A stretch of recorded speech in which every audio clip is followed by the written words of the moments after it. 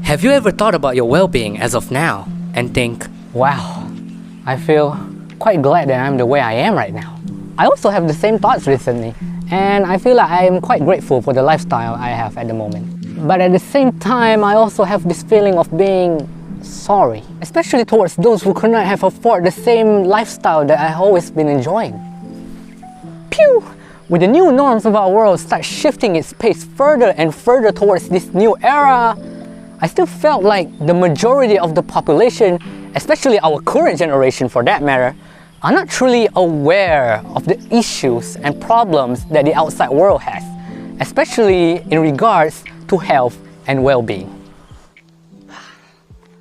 With my full curiosity and my nerdy behavior, I begin to do my own fair share of personal research regarding this topic, not only to find the definitive answer, but the one that is clear and understandable for the masses, and of course, for your watching enjoyment. Anyway, assalamualaikum and a very good day to my lovely lecturers and my fellow audiences and viewers. My name is Muhammad Siyash Farhan from section 732 in taking Bachelor in English in Islamic International University, Malaysia.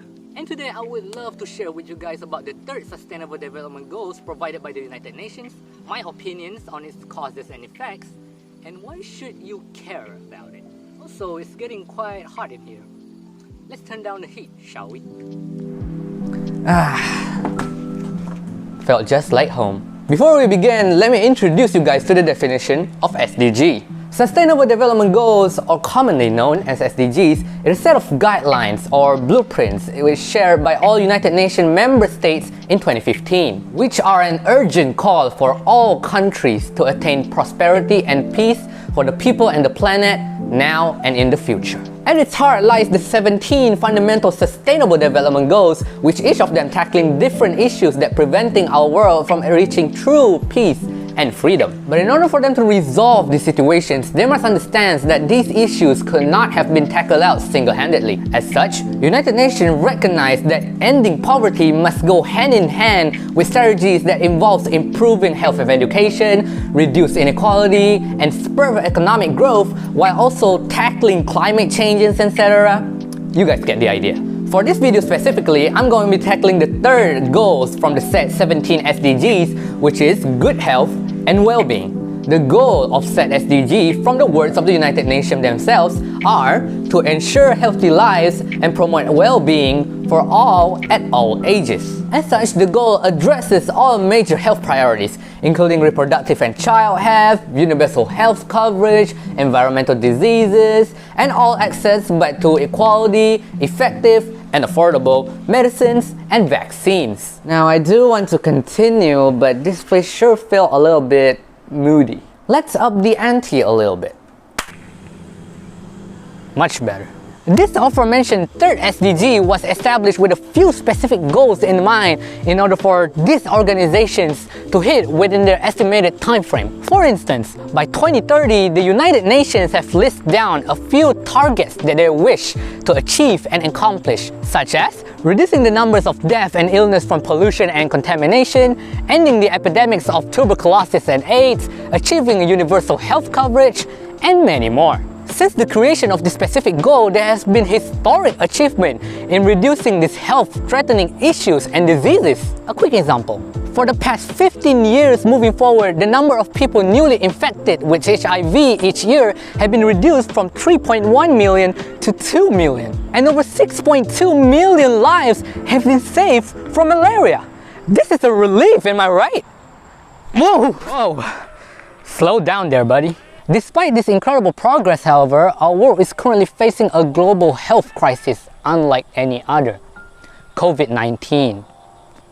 What? Get on my face! Before this widely global pandemic occurred, major progress was made in order to improve the lives of millions of people, with significant achievements made in order to maintain the well-being of every people around the globe. Yet, the COVID-19 pandemic has devastated the entire health systems globally, and it threatens the already set achieved health outcomes. According to the report from the United Nations Statistics in 2022, this deadly virus has infected more than 500 million people, which led them to 15 million deaths worldwide. This global pandemic has shown that a health emergency can push any country. to its limits. This phenomenon has shown us the critical needs to be prepared for any troubles that may occur. As such, it is proven why non-governmental organizations or NGOs are one of the important players to re-establish the 17 SDGs in order to achieve their goals. Now, let me elaborate to you guys as to what NGOs are. According to Britannica, these non-governmental organizations, or better known as NGOs, are a voluntary group of individuals or organizations that is formed to provide services or advocate a public policy. The vast majority of these groups are usually comprised of non-profitable organizations. One of the prime examples would be during the COVID-19 pandemic in Malaysia. The Islamic Medical Association of Malaysia, IMAM, and Response and Relief Teams, or IMARET, are one of the few NGOs that play a key role in assisting health relief efforts at the time. So now that we have understood about the third SDG and its objectives, let's take a step back and look at the impacts that may occur if we do not stand by it, which I hope you guys don't. Followed by ways we could do to support this movement. Also, I felt kind of lonely being here all alone. Yeah.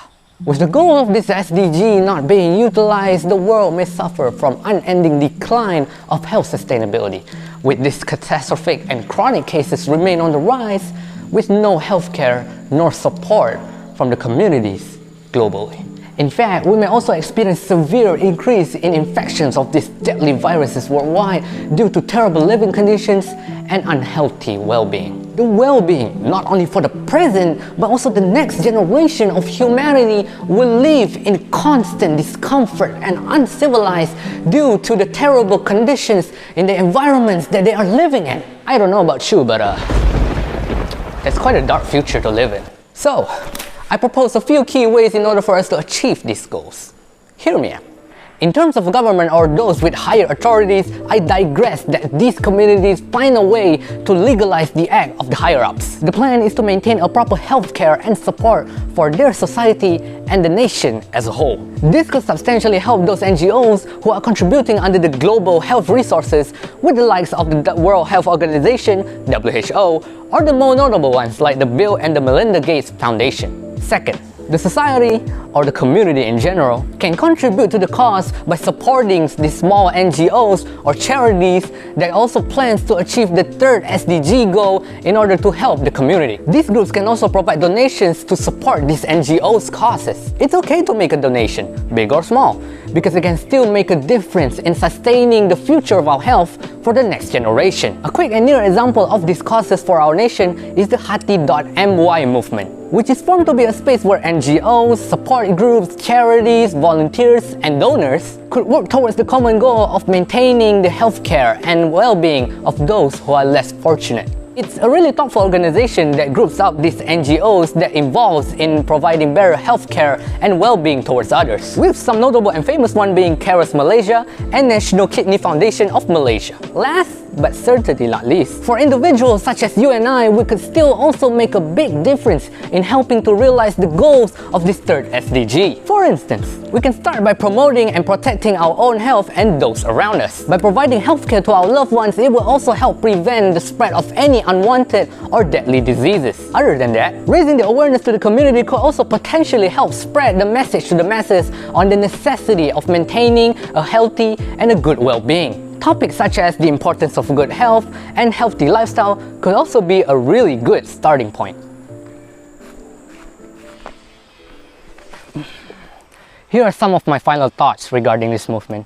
The United Nations goals and objectives to focus on these SDGs will always be a commemorative and an important role in helping to attain the peace and prosperity of the people and the world. To be exact, this third SDG is an important step to counter in order for us to achieve true freedom in living a healthy and happy life. As such, I highly agree that we as the people should have a mutual understanding in order to help clear the path for this movement going forward. We should take part in supporting this global act of protecting and preserving the well-being not only for the lives that we are living in right now, but as to guarantee the next lives of generations moving forward as well. Now sadly, we have come to the end of our video. As of this video, I have shared with you guys about the third SDG provided by the United Nations, its contributions and effects, followed by some of my thoughts regarding this movement for our world. A quick recap, we have understood about the third SDGs and the objectives towards the world, its effects, the impacts if we ignore it, and also by some ways that we can do to contribute to the cause. All in all, I hope that you guys may gain something new from my sharing on this video.